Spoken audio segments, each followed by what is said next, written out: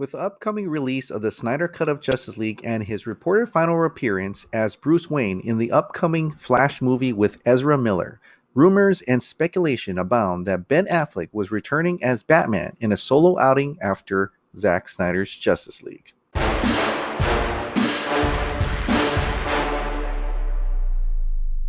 Director Matt Reeves is currently hard at work on The Batman, the latest cinematic incarnation of the Caped Crusader, starring Robert Pattinson as Bruce Wayne, donning a brand new version of the Batsuit in an all-new Gotham-centric universe.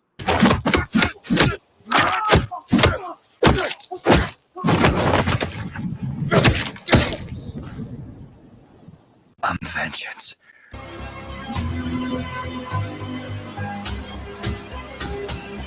But there was a time when Ben Affleck would have had his own solo Batman spin-off, continuing as the older, grizzled Batman from Zack Snyder's Batman v Superman and Justice League.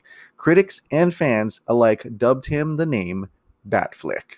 Why did you say that name? In 2015, Deadline reported that Ben Affleck was teaming up with Geoff Johns to co-write a standalone Batman movie that Affleck will direct and star in after he completes his long-standing plan to helm his scripted adaptation of the Dennis Lehane novel Live by Night. I'm going to direct the next Batman. We're working on it. It's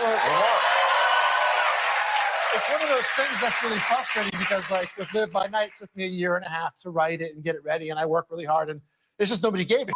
No one was like, "Where's Live by Night?" Right, yeah, right. It was Batman. I keep on getting, they're like, "Where's the Batman?" I'm like, "Bro, I'm working. Give me a second." And if Oh my God, it's such a pain in the ass. It's like every time I mention Batman, it gets this huge, clickbait. When I was doing this movie, it took me 2 years to get it together, but nobody ever asked me, where's Live by Night? They asked me, it's Batman, Batman, Batman. In 2016, the world was first introduced to Ben Affleck's Batman in Zack Snyder's Batman v Superman, Dawn of Justice. Ben Affleck played an older, grizzled, seasoned crime fighter inspired by Frank Miller's The Dark Knight Returns comic series. Well, here I am. Despite the negative critical response, the film did almost $1 billion worldwide. The film acquired cult status and is still discussed to this day. Critics and fans around the world commended and celebrated Ben Affleck as Batman, recognizing him to be one of the biggest standout performances of the film. Affleck was the bomb as Batman, yo. word, Batfleck like a motherfucker. What's up now?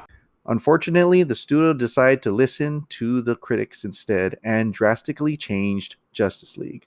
Zack Snyder left the project because of a personal tragedy, and Ben Affleck lost interest in the Batman role entirely. Batman coming back. Batman, Superman, I thought Batman. Batman is We were just Batman. like, The Batman. Batman, the movie, the Batman. I'm going to direct. Batman potentially? It's good to have dreams. In early 2017, Affleck officially stepped away from the writing and directing and later left the role behind. But before we do this, is there anything you want to say? Any official statement you would like to make? I don't know. I guess I'm not Batman. He is not Batman anymore. Hoist the cape, raise it to the rafters, and Ben Affleck, you are not Batman. Goodbye, Batman. In an extensive interview with the New York Times, Ben Affleck spoke about his decision to step away from the project. I showed somebody the Batman script. They said, I think the script is good. I also think you'll drink yourself to death if you go through what you just went through again. I had a better time on Batman vs Superman, which I really enjoyed doing. And Justice League was unfortunately touched by, some personal tragedy and of death in Zack's family. And it just, like I say, sometimes things sort of work and gel, and sometimes they just, you seem to be just having one problem after another. I really loved Batman versus Superman, and Chris wrote on it, and I really love Zack, and I love putting on the costume, and the idea of doing the digital alteration to the voice was really interesting to me. And I had a good time. I love Detroit. It was a really fun city, really cool place. My kids came out and visited me and saw me in the bat suit, and they let me borrow the suit for my son's birthday. And so that was a lot of fun. And for me, it had become like something different. And it was clear to me that it was time to move on. But I do have some really fond memories, particularly of Batman versus Superman and how exciting that was and how energizing it was. Years after the theatrical release of Justice League, fans around the world championed for the studio to release the Snyder Cut to see Zack Snyder's true vision and what he truly intended for Ben Affleck's Batman character arc. During this time, many speculated what Ben Affleck's The Batman could have been. Can you tell me what your The Batman would have been? When we had a script, it was a whole thing. Really what it was for me was, and I like the script. I wrote it with Geoff Johns, who I have a lot of respect for. It just so happened that I had done a couple of those movies and I kind of lost my passion for it. You know what I mean? I kind of lost my passion for telling those stories. I got interested in telling stories more like this. And it just seemed very clear to me that if it's not the most important thing in the world to you, you're not going to make a very good movie. A movie deserves to be made by somebody who's dying to do it and can't wait. And that wasn't me. In 2018, storyboard artist Jay Oliva, involved in multiple comic book films such as Batman v Superman, Justice League, and The Batman, tweeted out, "The original Affleck script was the best Batman script I've ever read. Ben had a kick-ass story, and I believe that the audience and fans would have loved it. There was a lot happening that is above you and my paycheck. I wish it was as easy as just making it. It had some of the best Batman/Deathstroke stuff I'd ever done." Jay Oliva's tweets continue to inspire countless fan theories. Rumors continue to grow, ranging from being trapped with multiple villains in Arkham Asylum, a cat-and-mouse game between Batman and Deathstroke, or the personal journey through the loss he'd suffered as Gotham's protector. 20 years in Gotham, Alfred. We've seen what promises are worth. How many good guys are left? How many stayed that way? In 2020, Zack Snyder announced to ecstatic fans worldwide that the studio will be releasing the Snyder Cut of Justice League to HBO Max in 2021.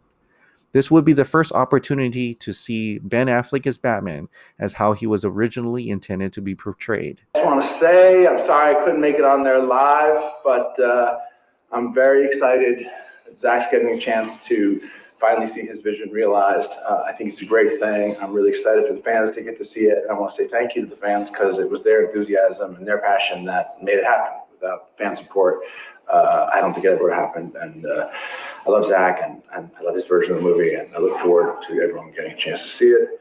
What up, Smith? I'm a fan of it, I'm going to say. In addition to the Snyder Cut, Vanity Fair also reported that Ben Affleck will be returning to the Batman or Bruce Wayne role in the upcoming theatrical film The Flash alongside Ezra Miller. What are your superpowers again? I'm rich. Barbara Muschietti, the producer of The Flash, told Vanity Fair she had worried this might make him reluctant to return at all. She said, "There have been all sorts of stories and things he said himself about having a very hard time playing Batman, and it had been difficult for him. I think it was more about a difficult time in his life. When we approached him, he's now in a very different time in his life. He was very open to it, which was a bit of a surprise to us. It was a question mark. We are all human and go through great times in our lives and terrible times in our lives," she said. Right now, he's in a place where he can actually enjoy being Batman. This movie, by opening that door that Flashpoint did in the comics, all of these stories and characters can start to collide. Hello? This should be impossible now. It should be impossible now? You don't know about the...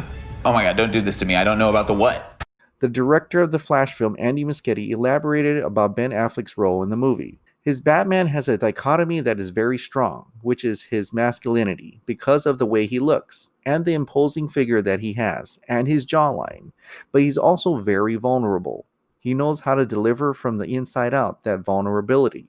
He just needs a story that allows him to bring that contrast, that balance. He's a very substantial part of the emotional impact of the movie. The interaction and relationship between Barry and Affleck's Wayne will bring in an emotional level that we haven't seen before. It's Barry's movie. It's Barry's story.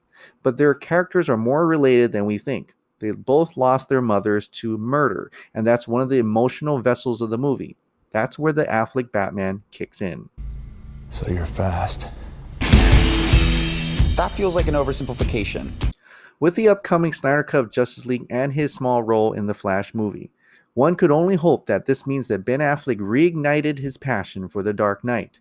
Until then, fans continue to speculate and discuss persistent rumors that this could mean that Ben Affleck will return for future roles as the Batman in either a solo outing and or future sequels to Zack Snyder's Justice League. Alright, if you absolutely love this daily dose of DC content in movies, shows, and video games, please click the like, hit that subscribe, ring that notification bell, keep this hot dog light on, and I'll see you next time.